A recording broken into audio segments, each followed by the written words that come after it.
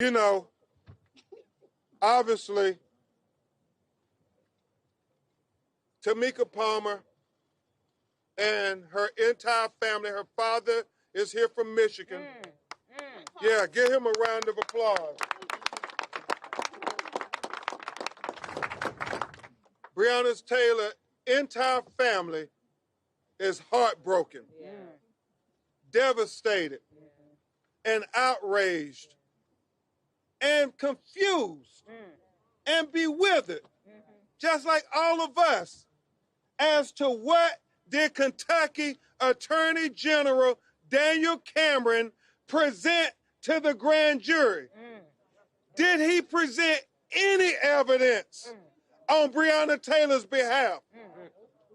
Or did he make a unilateral decision to put his thumb on the scales of justice to help try to exonerate and justify the killing of Breonna Taylor by these police officers, and in doing so, make sure that Breonna Taylor's family never got their day in court, never got their chance for due process, and in essence, denied them justice.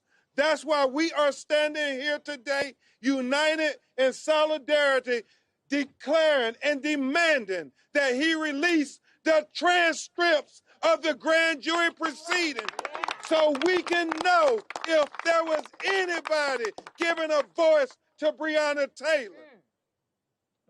Because with these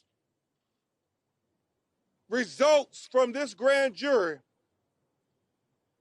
Tamika Mallory, wanton endangerment for the white neighbor's apartment that lived next to her, but no wanton endangerment for the bullet tray that went into the apartment of the black neighbors above her apartment, and no wanton endangerment for the bullets that went apartment.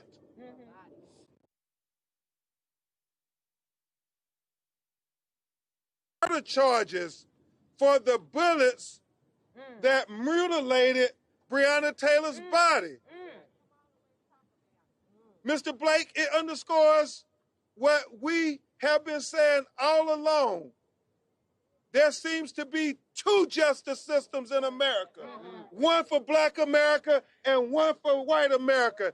And this has been emphasized by this grand jury proceeding into the killing of Breonna Taylor. You know, Sam Aguiar, it's kind of ironic when you think about the message that is being sent from this grand jury ruling. It's like they charged the police for shooting bullets into black bodies, but not charging the police for shooting bullets into black bodies. Where that happen at? In Kentucky, in Louisville. In the Commonwealth of Kentucky. And we question what evidence did Kentucky Attorney General send to the grand jury? Did he tell them about the probable cause affidavit that had a lie on that affidavit, which was the basis for which the judge signed this no warrant in the first place to allow them to be at Breonna's apartment and bust open her door? Because if he didn't send that, my son, well, what did he argue on Breonna's behalf? Did he tell them about the 12 neighbors that Sam Aguiar's office interviewed and recorded that lived in close proximity of Breonna's apartment that all said they did not hear the police knock and announce their presence? Did he let them testify before the grand jury?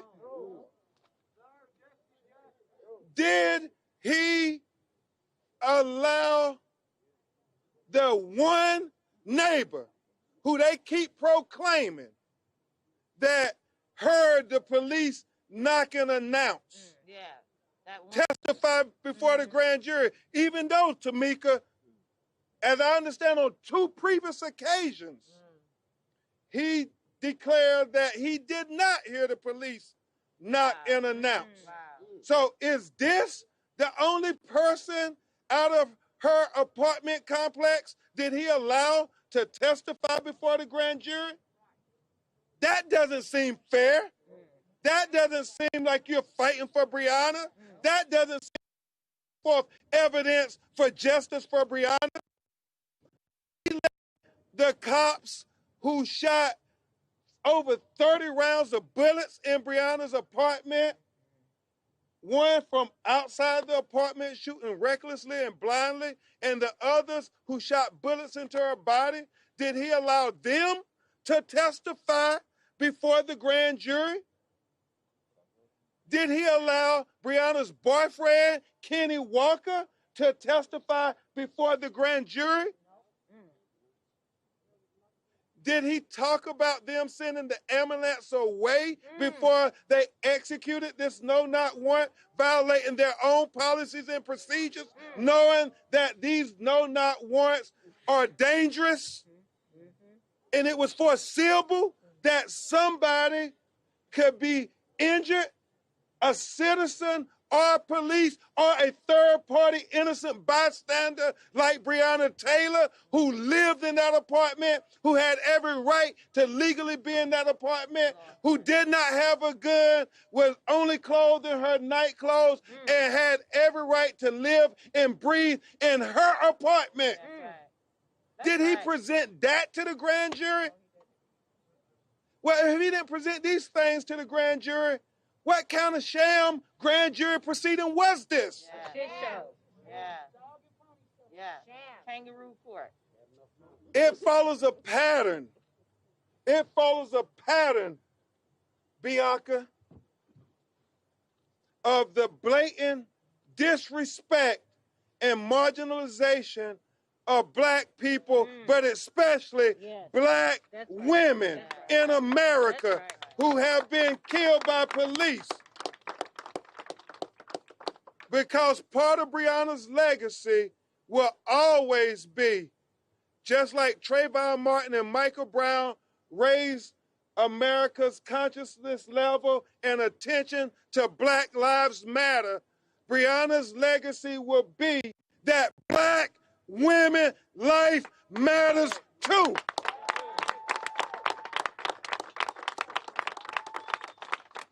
So when we think about this grand jury proceeding, if you want us to accept the results, then release the transcript.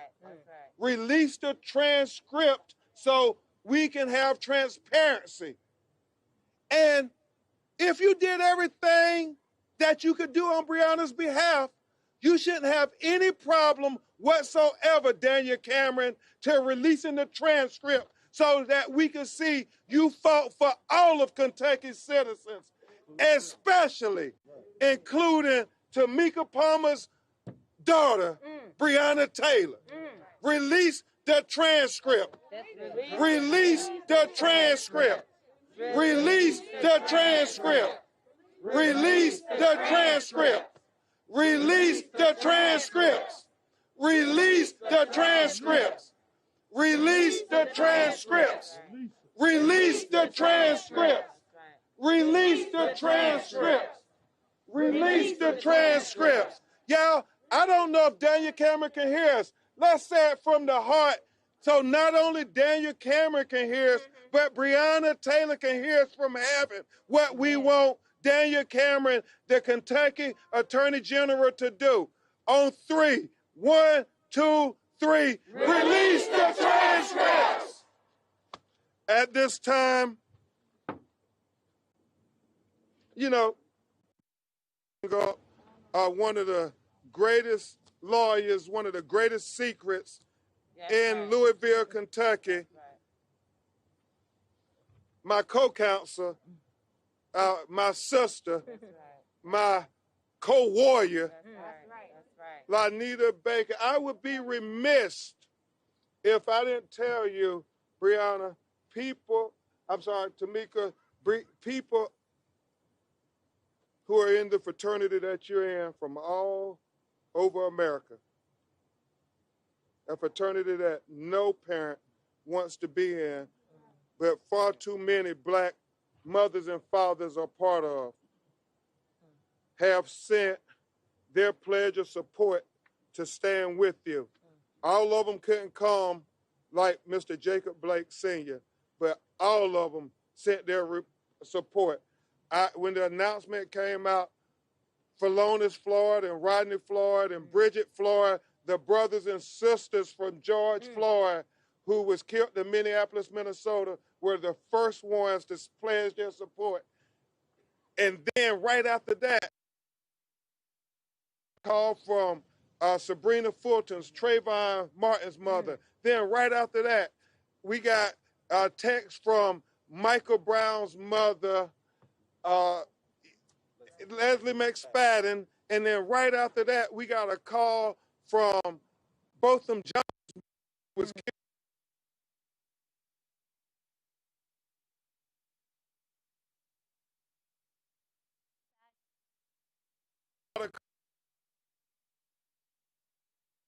House Representatives, Lucy McBath, who father Jordan Davis. Yeah.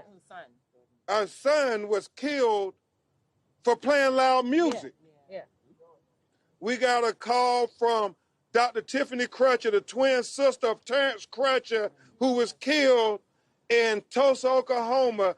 That was hands up, don't shoot on video, Tamika. We got a call from Gwen Carr, Eric Gardner's mother from Staten Island, New York. We got a call from Tamir Rice's mother, Tamaria Rice. We got a call from Minneapolis, Minnesota, Philando Castillo's mother. Oh my gosh. We got a call from Stephon Clark's brother, Stephante, and grandmother, who was killed in Sacramento, California. We got notified that Sandra Bland's mother is pledging her support to be with you. We got notified that Ezel Ford, our brother who was having a mental health crisis in Los Angeles, California, is pledging his support. Dijon Kinsey, who was shot 15 times 2 weeks ago in the back by the Los Angeles County Sheriff's Department. I left Los Angeles coming here. His aunt, who raised him, literally wept for you, even though she had just lost her nephew, who she raised as her own son. Joseph Richardson's mother, Baton Rouge, Louisiana. I mean, the list goes on and on and on. So we are here declaring in Breonna Taylor's name, enough is enough, America. Enough is enough, America. Enough is enough, America.